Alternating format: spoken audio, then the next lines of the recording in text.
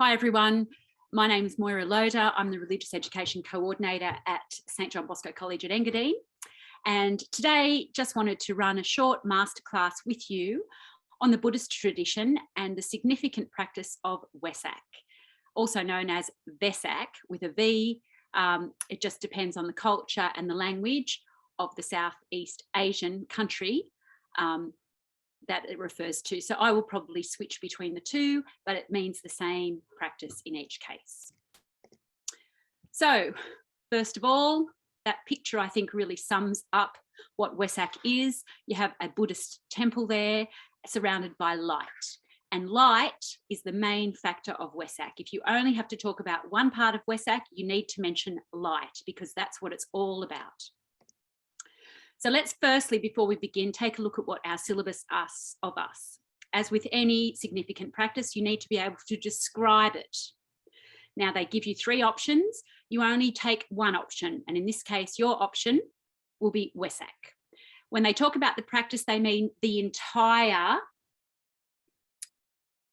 concept. So you're not looking at specific rituals within the practice, you're looking at the whole practice as an outline or a basic description. So step back from it and look at it holistically when you're asked to describe the practice.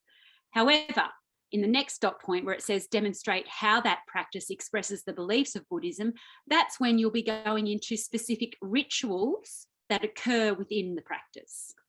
And then finally, you look at an analysis of how significant Wesak is for both the individual and for the Buddhist community. And you need to be ready to talk about the individual and the community.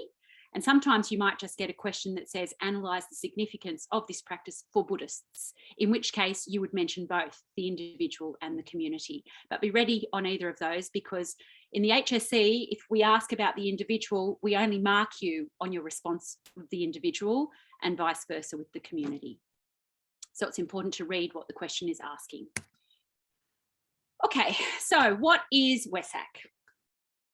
It is celebrated annually on or around the first full moon in May. And it's a day of recognition and honour for all Buddhists to recognise the Lord Buddha, so Siddhartha Gautama, when he was born, when he found enlightenment, when he died, and then when he entered nirvana. And we call that process, his death and entering nirvana, the parinirvana of the Lord Buddha. It is believed by Buddhists that all of those occurred on the same day, obviously not the same year, but on the same day. So it was the full moon in May, around about the first full moon in May, and he was born on that full moon. He found enlightenment under the Bodhi tree on that full moon in May. He died on the full moon in May and entered nirvana at that time. So that's why this day is called Buddha Day or Buddha's birthday, but we know it as Wesak or Vesak. And across the board, it is the most sacred day for all Buddhists. Now we know with Buddhism, it's not a faith where you need a specific initiation. They don't designate temple days. Really, Buddhism is a personal faith. So I could decide I'm Buddhist now and tick Buddhist on the census, and I'm a fully fledged Buddhist as far as anyone else is concerned, because it's about the individual's own journey. So because Buddhism is such a personal faith, there isn't a lot of opportunities for the community to come together. It's not like there's the designated day of worship or a lot of festivals. So this day, Vesak, is a wonderful opportunity to witness, publicly witness, the idea of being Buddhist and to celebrate the faith with other cultures and with other religions, which is the case in Australia. Now, one thing you also need to understand is Wesak is not prescriptive. For example, it's the total opposite of something like Hajj in Islam. So if you're studying Hajj, there are designated rituals on designated days and it's all very specific. Wesak isn't. It's quite choose your own adventure-ish, really. There are some commonalities in all the festivals, but there is not specific rituals that happen at specific times. So you just have to be aware of that in your responses. You don't say, this is what happens at Wesak and this is what happens at Wesak. You might say, some celebrations of Wesak include this, other celebrations include this. So just don't be absolute in your response, because it's not a one size fits all. A little bit like if we asked about how do Christians celebrate Christmas? well, it's celebrated differently, not only in all the Christian countries around the world, but also in everyone's different families celebrate it differently. While there are some common elements, Christmas is celebrated differently. So you don't say, yeah, you just have to steer clear of the absolutes when it comes to Wesak. Now, what is common though? It is a communal festival. The monastic and the lay sangha, so the monastics are the monks and the nuns, they actually celebrate together and they interact together, which is very unusual because usually the monastics stay to themselves. They only come out in the morning to accept food donations from the Buddhist community, but there's not a lot of interaction between the lay Buddhist and the monastic. So at Wesak, there's a real opportunity for them to connect, and the lay Buddhists actually tap into the knowledge of the monastics and ask them questions and seek their counsel, which really helps the individual on their own journey to enlightenment. The day focuses on the Buddha, recognizing his birth, etc., and also on his Dharma, his teachings. And it's a time while they're recognizing the Buddha that each individual focuses on their own journey of following that middle path, the middle way. What way is that?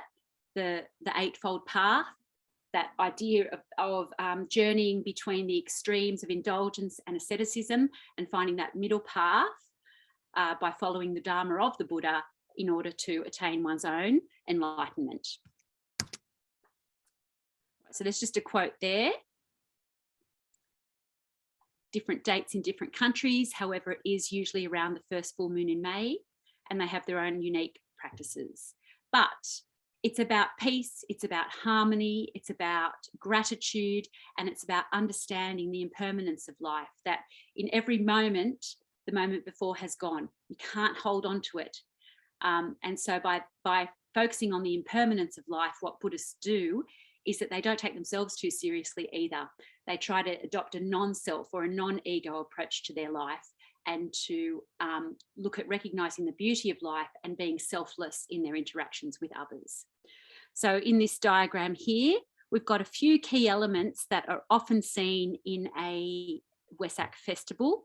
You can see the statue of the Buddha. He features across the board in Wesak. You also have him, in this case, sitting under that special tree, that Bodhi tree. And the Bodhi tree is the tree which he sat under when he found enlightenment, or gained enlightenment. So in many cultures, they actually feature a Bodhi tree in their Wesak celebrations. Sometimes they water little Bodhi trees. Sometimes they walk around a big Bodhi tree, but not all cultures focus on the Bodhi tree, but it is there in this instance. You can see some monastics. So you've got some monks there. As we know, they're a key feature of Wesak, and light, light, light, light. And here we go again. I love this one because you can see these look like school students or university students. They've got Vesak shirts on. And again, they're seated in a meditating pose as a community surrounded by light. Other cultures in the world use their lights as lanterns. Now, what do all these lights mean? Well, the light celebrates the birth of the Buddha. Just like when we celebrate someone's birthday, we light candles. So the birth of the Buddha, his enlightenment, the light signifies his enlightenment, but it also signifies everyone else's journey on their own path to enlightenment. So that's why light is so important in a Buddhist festival in Wesak. Okay, so the first part of the syllabus, describe. You're going to give the characteristics and the features. Now, usually this would be in section 2, and it would be the first or the second question in the section 215 marker. So it's often a briefly outline or an outline, a significant practice, which means you're talking about 2 or 3 sentences. You do not go into the rituals, you just talk about it holistically. Or it could stretch out to a 4 or 5 marker if it had the describe verb in front of it in the HSC, in which case we'd want you to get into a little bit more detail about those characteristics and features. So we've talked about it being a lunar festival. It is usually a 1-day festival. However, some cultures 2 days, others 3 days. And I did read somewhere, and I can't find it since, that there is one country who I believe celebrate it for 6 days. So whilst it occurs in May, it goes, usually 1 day. It's full of light. What other common characteristics does it have? It usually features the Buddhist flag, Buddhist statues, the monastics, there's processions, there's flowers, there's little rituals like bathing the Buddha, lots of candles are lit, and lots of joss sticks are lit. And if you were to ask what a joss stick is, I have one right here.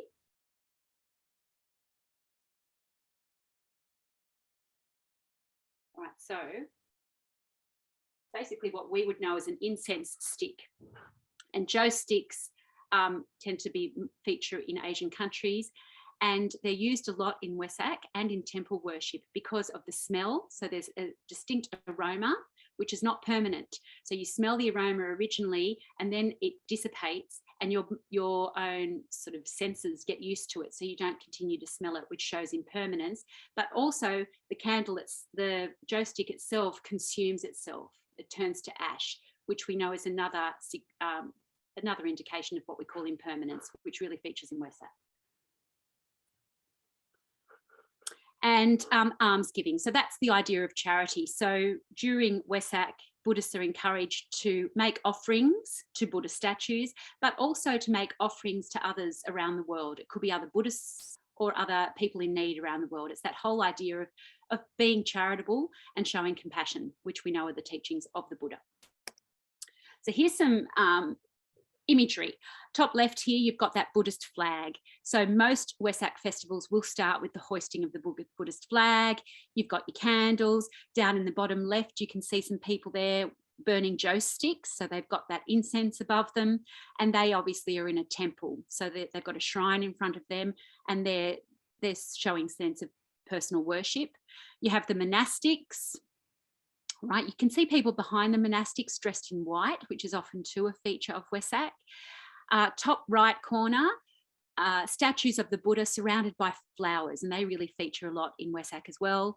And then down below, again, statues of the Buddha and light around it. So the light can be candles, tea lights, but it can also mean fireworks. And, some cities light up the whole city, a little bit like, what Sydney does for Vivid. On Wesak, say in Sri Lanka, their city just comes alive with all lights that the council and the government put on in honour of the festival. On the left here, you'll see lanterns again, and these are on the water. And what shape are they in? They're in the shape of the lotus flower. So you can also incorporate lotus flowers into your Wesak descriptions, because we know the lotus is really significant in Buddhism. When the Buddha was born, he stood upright and he took 7 steps. And as he stepped, each time he stepped on a lotus flower, which opened as soon as he stepped off it. So those lotus flowers are really strongly connected with his birth, which of course is what's being acknowledged at Wesak. And then you have on the right processions. This is obviously a COVID version of Wesak with the masks on. So it's important to note that it continued during COVID times with a safety plan around the world, because it's so important. And you can see there you've got lots of Buddhist flags, you've got the monastics, you've got people wearing white, and they're in some form of procession, which is all characteristics of the festival. Okay, and then you have different cultural differences, which you probably wouldn't go into in just a 4 or 5 marker. They would feature more if you were getting into an 8-mark response, or in fact, if it was a section 3 essay. I won't go into them now. All right, so here's the big one. How? Demonstrate. So show by example. Show by example how Wesak expresses beliefs. Now, there's a few ways of doing this. You could look at all individual rituals and then link which Buddhist belief, is expressed in it. Or you can look at a couple of beliefs and then highlight which rituals in Wesak express those beliefs. So I'm going to do the second version of it for you here. However, that's because I'll be covering a lot of the rituals and a lot of the beliefs. You wouldn't need to do that. If it was a 5 or an 8-mark question, you'd probably be looking at between 2 to 4 rituals and the belief that links to them. So just be prepared before you get into the exam and know which rituals you are going to talk about and which different belief it expresses. So don't choose 3 rituals that all express the same belief. That's not showing off your knowledge. So look at a few different beliefs and specific rituals that relate to a specific ritual that relates to each belief, and that's going to get you better marks. So we've got some here, and we'll go through them. So I've divided this into beliefs, and then I'll talk about the different rituals. But again, you just choose one ritual from each of these beliefs. So the triple gem, all right, or the triratna, is a key belief in Buddhism. It's called the three jewels, where they go for refuge in the Buddha, the Dharma, which is his teachings in the sacred text, and the Sangha, the community of believers. Now, all of these feature in Vesak. The Buddha is seen with all the statues of the Buddha. The Dharma is seen in the temples when the monks actually chant from the sacred texts.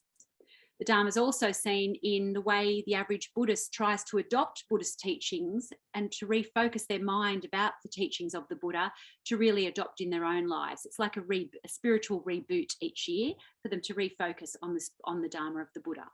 And then the Sangha is that community, and it's so evident in Vesak because it's the monastics and the lay people coming together. So that's a really easy one. It can be seen through the hoisting of the Buddhist flag. That's their Buddhist witness. That's their identity. So you could bring that into the monastic and the lay Sangha. That would be the third jewel. The idea of going to the temple and performing devotion in the temple, that would be about the first jewel. So venerating the Buddha, the Lord Buddha, and his teachings, the Dharma. So that would be the first and second jewel. The bathing of the Buddha I'm going to talk about later, but that also fits into the three jewels, but also fits into other beliefs. Light everywhere is about the Buddha's birthday, the Buddha's birth, the Buddha's enlightenment. So that's why there's so much light. You can bring that down to the first jewel. The chanting is the second jewel. The Dharma of the Buddhist teaching with the precepts of not harming sentient life and avoiding intoxicants of the mind. So that's the first and the fifth precept. They are seen during Vesak as well, because most Buddhists will become vegetarian during that time if they're not already. And many of the countries actually close liquor stores and slaughterhouses during the Wesak festival. So it's that idea of avoiding alcohol as an intoxicant of the mind. So it's reaffirming the precepts in one's life. And then as it's a community expression of faith, that's where the third jewel of the Sangha is evident. So the three jewels are seen the whole way across the festival, and they're some of the rituals. And here we have the Buddha statues, that's the first jewel, the hoisting of the Buddhist flag, which is about the Sangha, all right, about the community. And of course, then the statue of the Buddha, and you can see people around. You've got the monks up the front, and then in the community, you have the lay Sangha. And what are they doing? You can see that they're actually reading. So they're chanting hymns and reflecting on the Dharma, on that second jewel, the sacred texts. I like this one too. Again, this is a COVID example of Buddhism. So you have the monks at the top, at the right-hand side, and they are offering blessings to the lay community. So that chance of the monastic and the lay Sangha to interact, which they don't normally do. And you can see here, there was obviously some pet blessing, which again is the first precept of respecting and honouring and not harming sentient life. Now, the realms of existence, this is the next belief. This is expressed, we know that the realms of existence are the karma, samsara, and nirvana. So how is that expressed in Wesak? The bathing of the Buddha. So this is a ritual that occurs across all celebrations of Vesak. So aside from light, the other one that's common to all is the bathing of the Buddha. And the Buddha statue is a tiny little statue. And the statue has its right hand, it's a statue of the baby of the Buddha. He has his right hand up facing the heavens and his left hand pointing down. Because when he was born, he pretty much said that he would unite the heavens and the earth. And then when he took those 7 steps, those steps were about the directions of north, south, east, west, up, down, and here in the present. So the bathing of the Buddha is a really important ritual. And what happens is they normally put the little statue of the Buddha and surround it by flowers, which symbolize the garden where the Buddha was born. Not unlike the Garden of Eden, for example. So they'll put flowers around the statue of the Buddha, and then people come forward and get a ladle, and they actually pour scented water or milk or tea over the Buddhist statue. And that's about ridding themselves of any negativity or bad karma that they've gathered in the past year. And so by bathing the Buddha, it's sort of generating the hope that the bad karma will be released, and that goodness and the teachings of the Buddha will envelop the believer for the remainder of that year. So the bathing of the Buddha, and that's just seen here. So you can see the statues are quite little, but in each case surrounded by flowers, and those ladles just pour the water. And the middle one there has the idea of the fingers pointing up and down. And then the bottom photo, that's a lot of the community coming together to bathe the Buddha at the same time. Another one is the almsgiving. So karma, the realm of existence of karma is seen through looking after other people.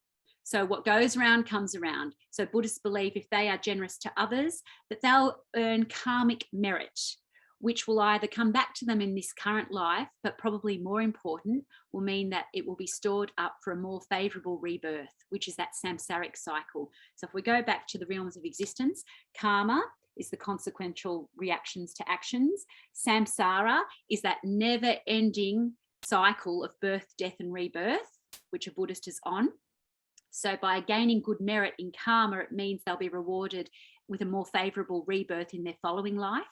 And then, of course, nirvana is the escape from that samsaric cycle, that endless cycle, where one doesn't come back to earth, but attains a state of nirvana.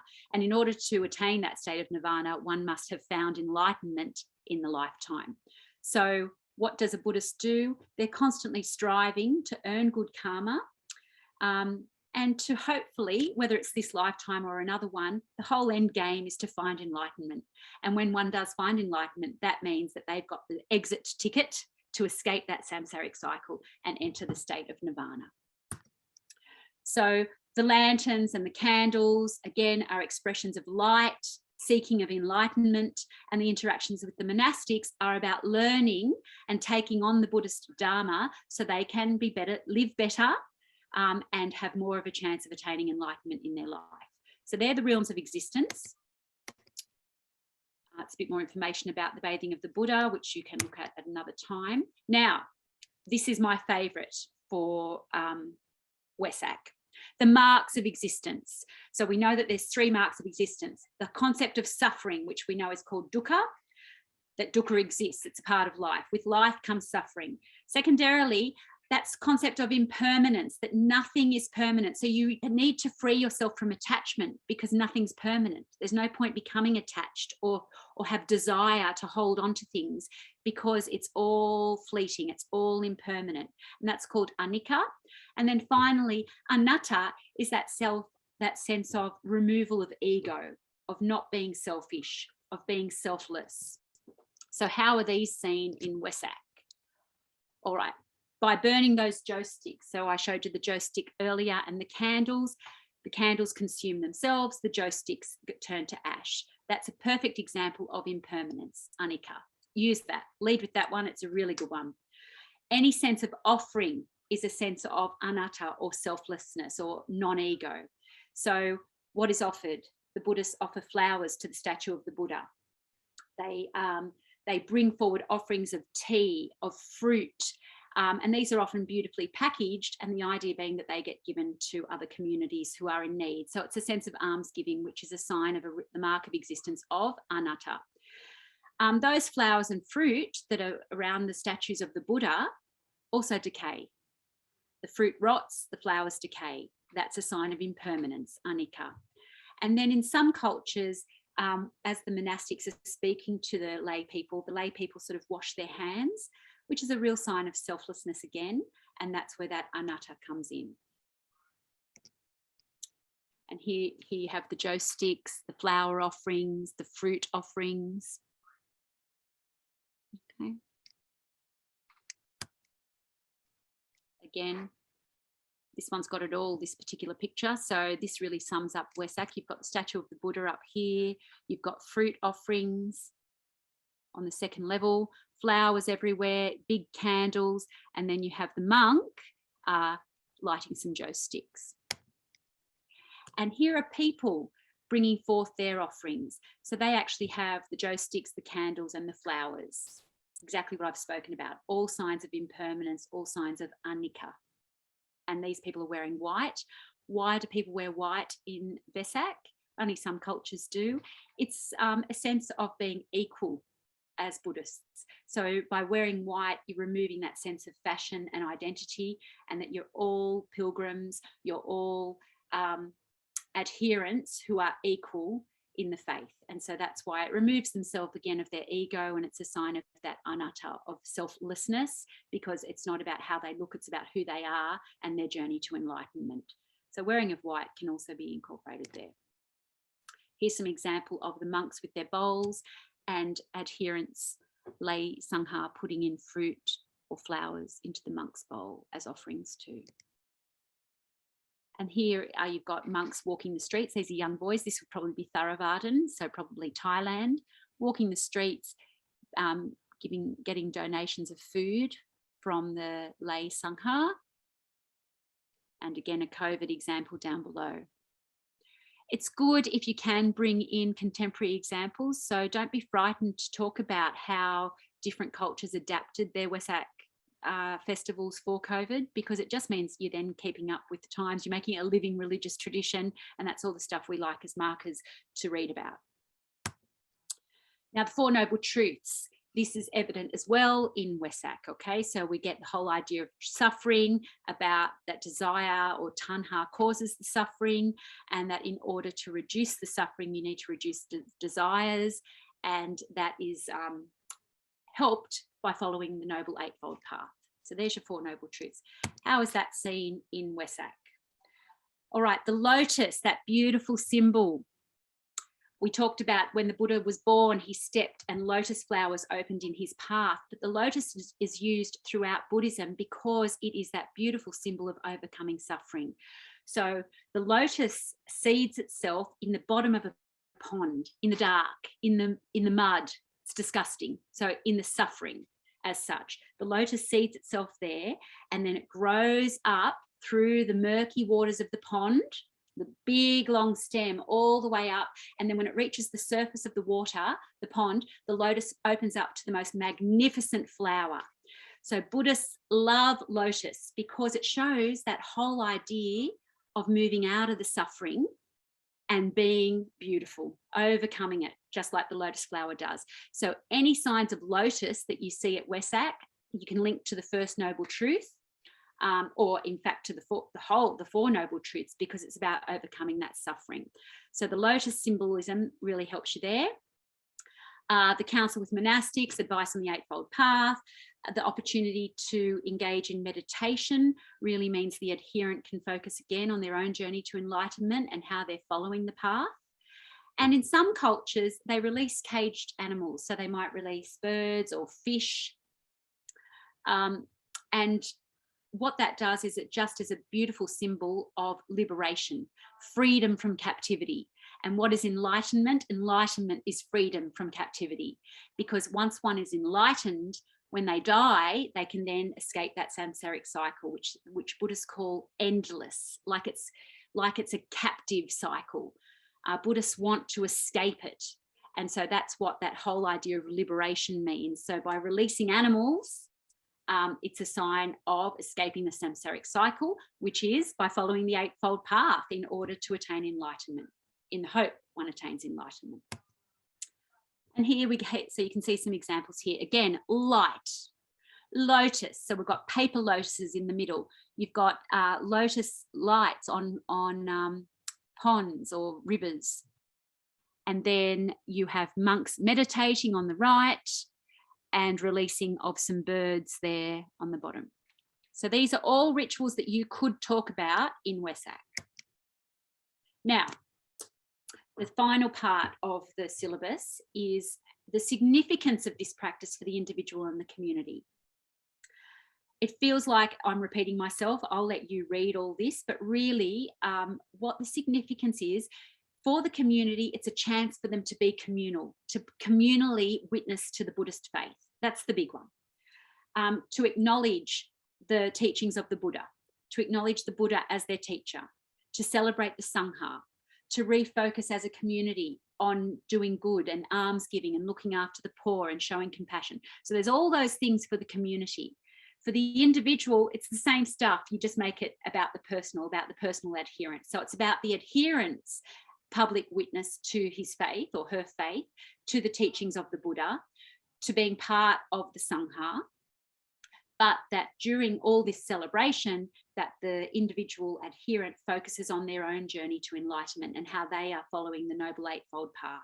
So they're tapping into the monastics, they're tapping into the puja, the temple puja, in order to reboot them and to get them on track.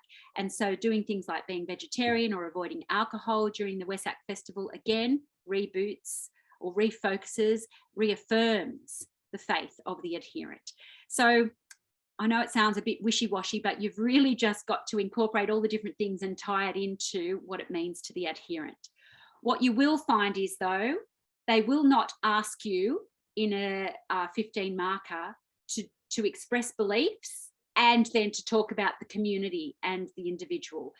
It'll be one or the other or neither.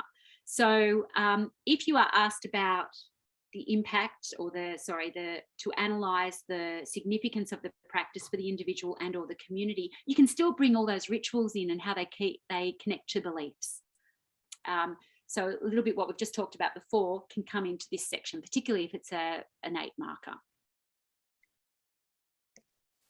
Okay, so there's a bit of information there, just where I've written a few sentences. It's all about good karma, engaging in merit making, following compassion, being a community.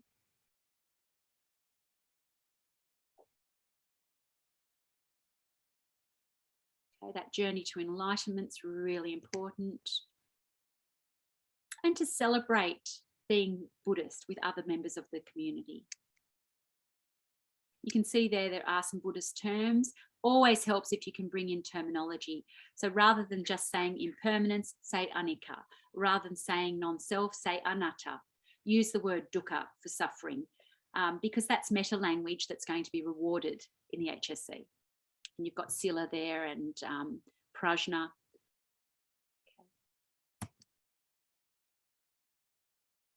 And then the community, that whole sense of harmony, coming together, connecting spiritually, learning from each other. I'm not reading it because it's stuff I've already talked about. It's just there for you. And the celebration does stretch back, or it acknowledges the birth of the Buddha 623 before Christ, so 623 BC, over 2,500 years ago.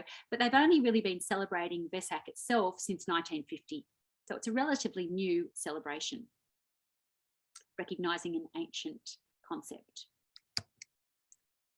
Okay, and here again, you've got some, you've got the monastic blessing, giving a purification blessing to lay Sangha.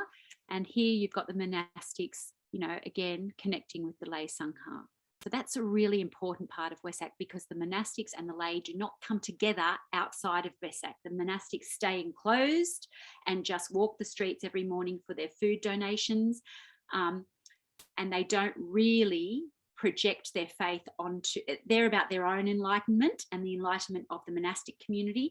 They're not like our religious brothers and priests and nuns who try to evangelize. The monastics in Buddhism don't. It's about their journey. So Wesak is really the only opportunity for them to show their knowledge and to contribute to the faith of others, which you need to mention that.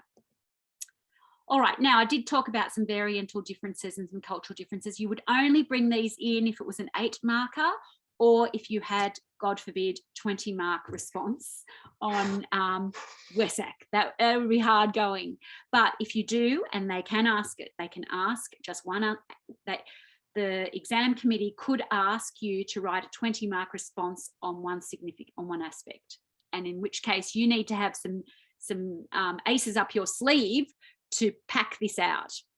So this is where you bring in your cultural differences and your variants. So you have lanterns if you are in Sri Lanka. Okay, in Thailand, that's where they like to release the birds, and they have lots of processions, as you can see there. It's in Burma where they water the Bodhi tree. So as you can see at the bottom there, that's a really big Bodhi tree, but they also have little Bodhi trees which they like to water. That's acknowledging the enlightenment of the Buddha.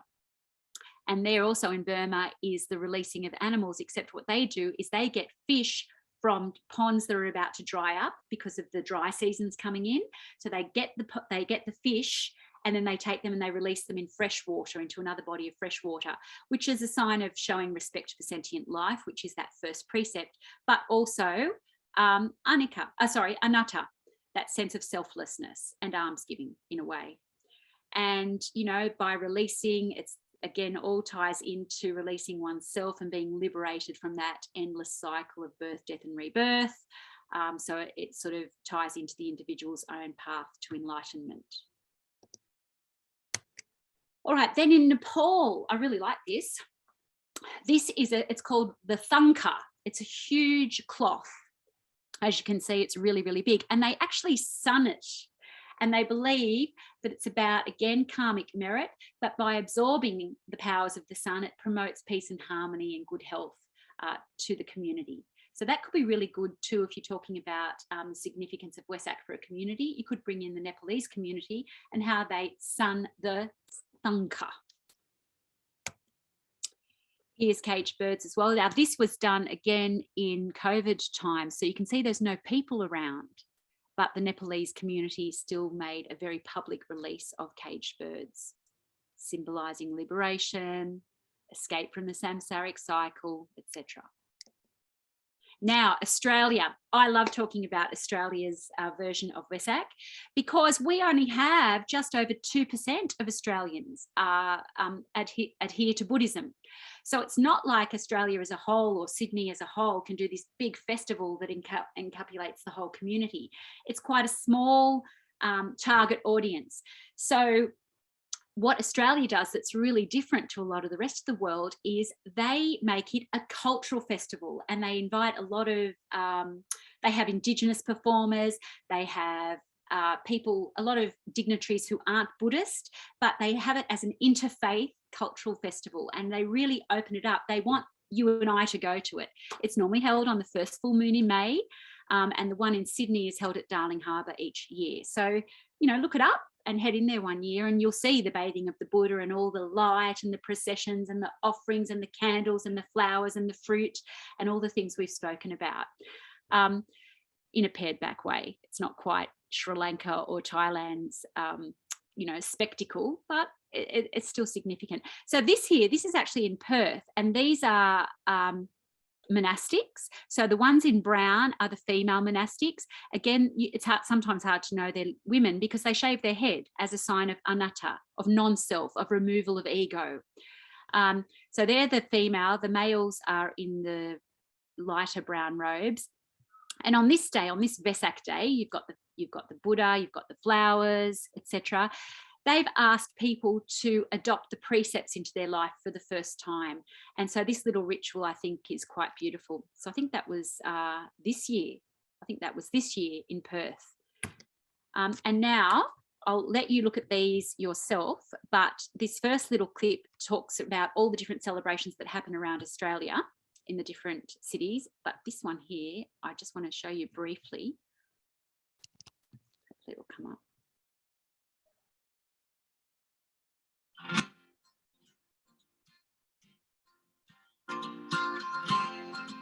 So multicultural, beautiful. So we've got China here.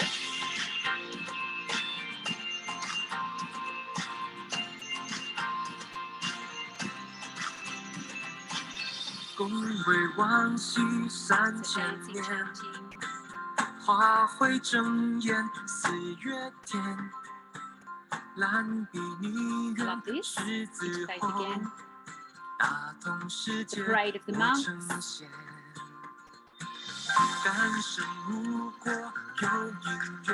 Offerings, all right. So here, watch all this. Sorry. 独往山中修行去，菩提树下无真禅。说佛是天花无边，方便门开垂法眼。anatta, non-self, 如是 the mark of existence.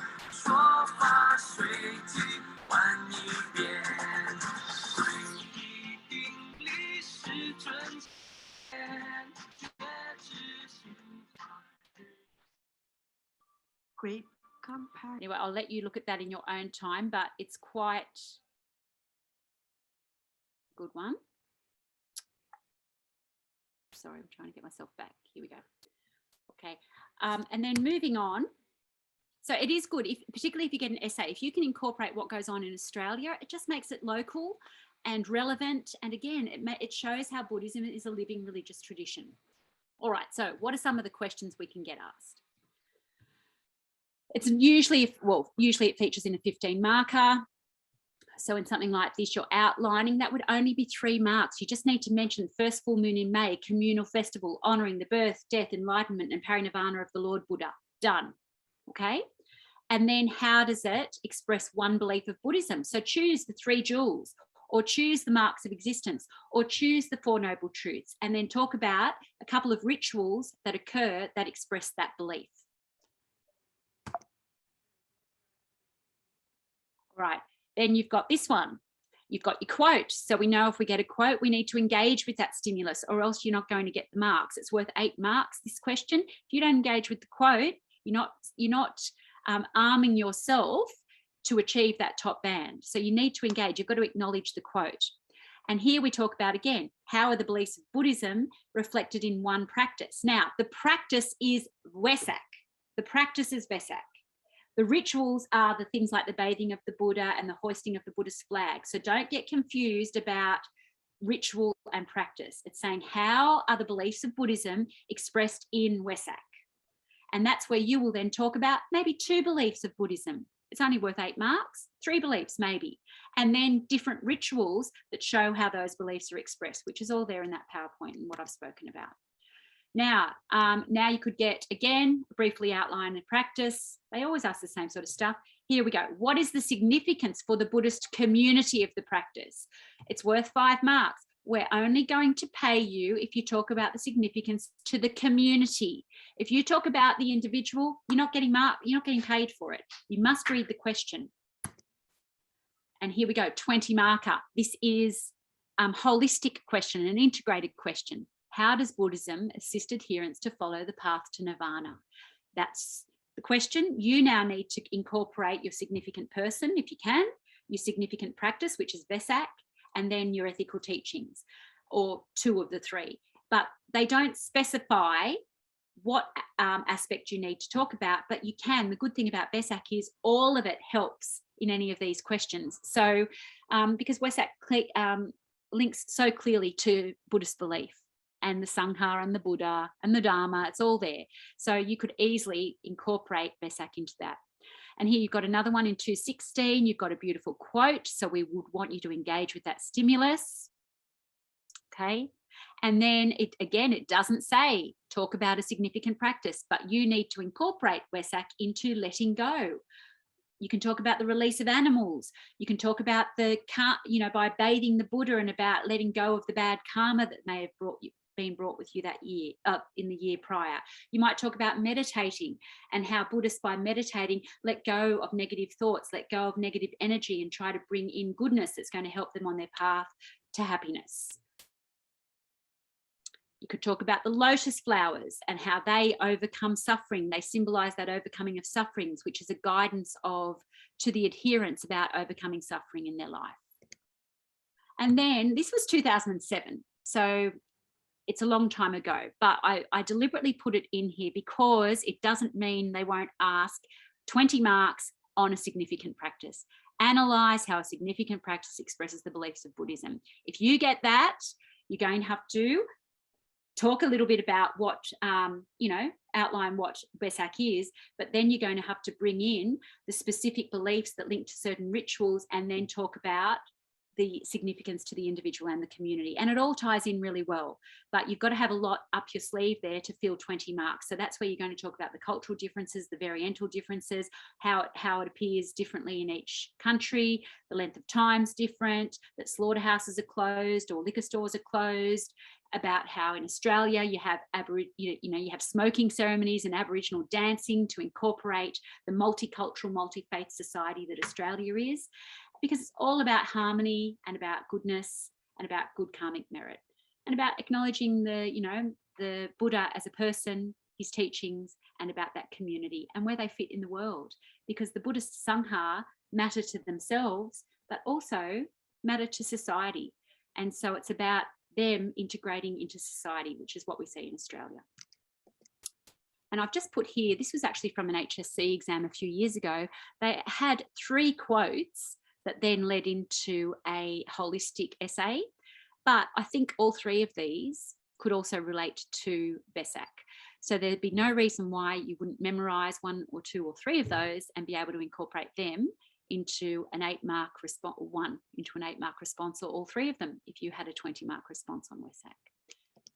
So that's about it. I hope I've added some value to your knowledge on Wesak. And yeah, good luck in your trials and in your HSC exams. See you later.